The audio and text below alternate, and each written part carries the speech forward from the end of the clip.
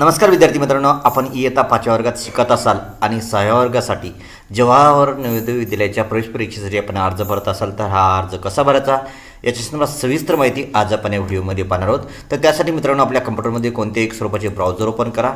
या ठिकाणी बघा मी गुगल क्रोम हे ॲप्लिकेशन या ठिकाणी ओपन करतोय। याच्या ॲड्रेस बारवरती जवाहर नवोदय विद्यालय ॲडमिशन असे नाव टाका आणि सर्च करा। सर्च केल्यानंतर या ठिकाणी जवाहर नवोदय विद्यालय rcil.government.in ही लिंक दिसेल। त्या लिंकवरती क्लिक करा किंवा ह्या अर्ज भरण्याची जी लिंक आहे की नाही ही लिंक मी या व्हिडिओच्या खाली असलेल्या डिस्क्रिप्शनमध्ये दिलेली आहे, त्यावरती क्लिक करूनही आपण अर्ज भरू शकता। तर या ठिकाणी बघा कक्षा 6 मे प्रवेश हेतू ऑनलाईन आवेदन अर्ज 2026-27 कोर EIR अशा स्वरूपाची ही लिंक आलेली आहे। या ठिकाणी click here for registration class 6 या टॅबवरती क्लिक करा। या टॅबवरती क्लिक केल्यानंतर या ठिकाणी online application for admission to class 6 या ठिकाणी the candidate has already passed या ठिकाणी आपल्याला काय करायचं आहे, नो करायचं आहे। यानंतर हा विद्यार्थी JNVला ॲडमिशन घेतलेला आहे का तर नो करा। त्यानंतर या ठिकाणी यस करा। यस केल्याच्यानंतर बघा मित्रांनो या ठिकाणी आपण whether your district residence and class V ज्या आपण तुमचा स्वतःचा जिल्हा आणि तुम्ही ज्या शाळेमध्ये शिकत आहात त्यांचा जिल्हा एकच असेल तर यस करा। आणि जर नो केलं तर तुम्ही हा प्रवेश अर्ज भरण्यासाठी लॉयबल नाही, पात्र नाहीत असा त्याचा अर्थ होतो। या ठिकाणी बघा आपण नो करून बघा, नो केल्यानंतर you are not eligible to apply अशा स्वरूपात आलेले आहे। त्यामुळे तुम्ही ज्या जिल्ह्यामध्ये राहता तो जिल्हा, तर तुम्ही ज्या शाळेमध्ये शिकत आहात ती शाळा आणि तुमचा राहण्याचा जिल्हा हा या ठिकाणी एकच असावा लागतो। तर या ठिकाणी मी यस केलेले, यस केल्यानंतर whether the candidate has pass up has been promoted from class 6 तर या ठिकाणी आपल्याला काय करायचं आहे, यस करायचं आहे। यस केल्याच्यानंतर पुन्हा आपल्याला do you have Aadhaar number असेल तर यस करा। यस केल्याच्यानंतर या ठिकाणी आपला आधार नंबर टाका। या ठिकाणी आधार नंबर टाका, आधार नंबर टाकून सबमिट करा। सबमिट केल्याच्यानंतर मित्रांनो आपल्या मोबाईल आधार नंबर टाकून सबमिट करा। हॅव यू रिसिव्ड OTP आला असेल तर यस करा आणि जी OTP आली की OTP या ठिकाणी टाका। जो OTP आला की तो OTP या ठिकाणी टाका आणि सबमिट। मित्रांनो तुमच्याकडे जर आधार नंबर जर आधार कार्ड जर तुमच्याकडे विद्यार्थ्याकडे जर आधार कार्ड नसेल तर त्या ठिकाणी मित्रांनो काय करायचं आपल्याला या ठिकाणी नो करायचं आहे। नो केल्याच्यानंतर या ठिकाणी बघा आपल्याला काय करायचं आहे 50 ते 300 KB आकाराचं निवासी प्रमाणपत्र जे की आपली शाळा ज्या जिल्ह्यामध्ये त्या जिल्ह्याचं रहिवासी प्रमाणपत्र शासकीय रहिवासी प्रमाणपत्र आपल्याला या ठिकाणी अपलोड करायचं आहे। या ठिकाणी बघा मित्रांनो ऑनलाईन ॲप्लिकेशन फॉर्म या ठिकाणी ओपन होईल। ओपन झाल्यानंतर या ठिकाणी बघा या ठिकाणी आपल्याला काय करायचं आहे, आपला जी राज्य आहे की नाही राज्य या ठिकाणी सिलेक्ट करायचं आहे। या ठिकाणी आपला जिल्हा सिलेक्ट करा। या ठिकाणी आमचा हिंगोली जिल्हा सिलेक्ट केलेला आहे। त्यानंतर या ठिकाणी बघा मित्रांनो विद्यार्थी ज्या तालुक्यामध्ये शिकत आहे की नाही तो तालुका या ठिकाणी सिलेक्ट करा। सिलेक्ट केल्यानंतर या ठिकाणी जो विद्यार्थी ज्या शाळेमध्ये शिकत आहे की नाही त्या शाळेचं नाव या ठिकाणी सिलेक्ट करा।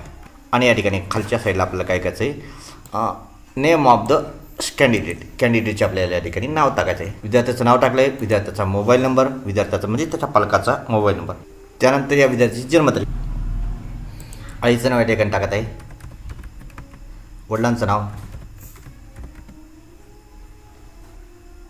त्यानंतर नेम ऑफ पालकाचे नाव जर या ठिकाणी टाकायचे असेल या ठिकाणी टाकू शकता आणि त्यांच्यासोबतचं नातं या ठिकाणी टाकायचं असेल टाकू शकता। ते कंपल्सरी नाही आहे, या ठिकाणी मी ते टाकणार नाही। त्यानंतर आयडेंटिफिकेशन मार्क्स या ठिकाणी मी नो टाकत आहे, नो मार्क्स म्हणजे कोणत्या स्वरूपाची जन्मखून त्याच्यावरती नाही आहे, त्या विद्यार्थ्यावरती नाही। त्यानंतर जेंडर सिलेक्ट करा। जेंडर सिलेक्ट केल्यानंतर कॅटेगरी या ठिकाणी सिलेक्ट करा। या ठिकाणी जेंडर कॅटेगरी मी जनरल या ठिकाणी सिलेक्ट करता। या ठिकाणी SC ST आणि OBC ह्या 3 कॅटेगरी आहेत। यापैकी ह्या 3 कॅटेगरी जर सिलेक्ट केल्या तर त्यांचं आपलं जातीचं प्रमाणपत्र आपल्याला अपलोड करायचं आहे। या ठिकाणी मी जनरल ही कॅटेगरी सिलेक्ट केली। या ठिकाणी ॲड्रेस लिहा। त्यानंतर मीडियम ऑफ एक्झामिनेशन आपण परीक्षा ज्या माध्यमातून देऊ इच्छितात ती माध्यम या ठिकाणी सिलेक्ट करा। मराठी सिलेक्ट केलेले मी। त्यानंतर रिलिजन या ठिकाणी बघा मित्रांनो विकलांगता नो आलेले बाय डिफॉल्ट आलेले आहे आणि धर्म या ठिकाणी हिंदुइझम केलेलं आहे। त्यानंतर या विद्यार्थ्याचा आपल्याला आधार नंबर टाकायचा आहे। त्यानंतर या ठिकाणी पेन नंबर आपल्याला टाकायचा आहे। तो पेन नंबर आपल्याला UDAS+ स्टुडंट मॉड्यूलमध्ये भेटेल। अपार ID पण या विद्यार्थ्याचा आपल्याला या ठिकाणी टाकायचा, तो पण आपल्याला स्टुडंट मॉड्यूलमध्ये दिसेल। तर हे नसतील नाही भरले तरी चालेल। यानंतर आपल्याला पालकाची या ठिकाणी उत्पन्न भरायचं आहे। या ठिकाणी मी पालकांचं उत्पन्न भरलेलं आहे। त्यानंतर बघा नेम ऑफ द स्टेट हे बाय डिफॉल्ट आलेलं आहे। Name of the district by default आलेले आहे। नेम ऑफ द ब्लॉक या ठिकाणी बाय डिफॉल्ट आलेले आहे। नेम ऑफ द विलेज या ठिकाणी आपल्याला काय करायचं, ज्या जिल्ह्यामधून आपण हे तिसरा वर्ग आपण ज्या जिल्ह्यामध्ये ज्या गावामधून दिलेले आहे ते गाव या ठिकाणी टाकायचे आहे. शक्यतोवर हे 3री 4थी आणि 5वीचं गाव सगळ्यांचं सेमच असतं, काही जणांचंच थोडंसं बदल असतं. त्यानंतर शाळेचं नाव लिहा. शाळा मान्यता प्राप्त आहे का तर रेकॉग्नाइज म्हणून आलेलं आहे. आणि स्कूल स्थिती, स्कूल लोकेशन या ठिकाणी माझी शाळा तिन्ही 3री 4थी आणि 5वी ही ग्रामीण विभागातून दिलेली असल्यामुळे या ठिकाणी रुरल या ठिकाणी सिलेक्ट करत आहे. त्यानंतर ह्या सर्व काही या ठिकाणी गोष्टी बघा. प्रवेश लेणे का वर्ष आणि उत्तीर्ण होणे का वर्ष हे बाय डिफॉल्ट या ठिकाणी आलेले आहे. आतापर्यंत गेल्या वर्षी आपल्याला काय करावं लागतं, हे प्रत्येक गोष्टी आपल्याला सिलेक्ट करावं लागायच्या. त्यानंतर बघा undertaken by candidates parents guardian, the candidates or already pass no आलेलं आहे. त्यानंतर the candidate appeared in JNVT earlier no आलेलं आहे. अशा स्वरूपाचे ह्या टॅब आपण सुरुवातीला यस नो केलं होतं, त्यांना टिक मार्क केलं होतं. अभ्यर्थी माता पिता विभाग के द्वारा शपथपत्र या ठिकाणी आलेले आहे.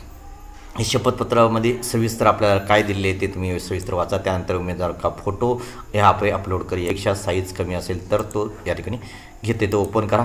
ओपन झाले त्याने फोटो या ठिकाणी सिलेक्ट झालेले बघा. त्यानंतर या विद्यार्थ्याचा सिग्नेचर या ठिकाणी मी विद्यार्थ्याची सिलेक्ट करत आहे. सिग्नेचर या ठिकाणी घेतलेले आहे. सिग्नेचर घेतल्यानंतर या विद्यार्थ्यांचं बघा मी काय करत आहे, माता पिता का हस्ताक्षर वडिलांचं सिग्नेचर या ठिकाणी मी घेत आहे.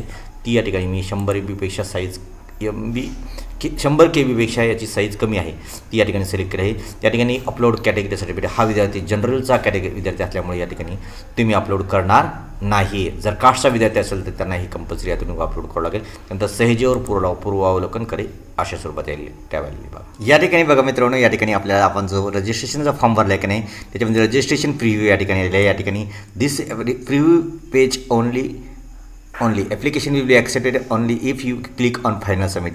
या ठिकाणी आपल्याला ही आपल्या अर्जामध्ये कोणत्याही स्वरूपाची सुधारणा असेल तर सुधारणा करण्यासाठी हा एकमेव या ठिकाणी पर्याय आहे.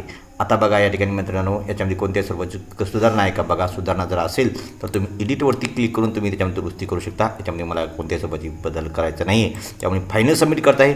फायनल सबमिट केल्याच्यानंतर आपल्याला कोणत्याही स्वरूपाची बदल करता येणार नाही. त्यामुळं हे करते वेळेस थोडंसं काळजीपूर्वक एकदा तपासून घ्या.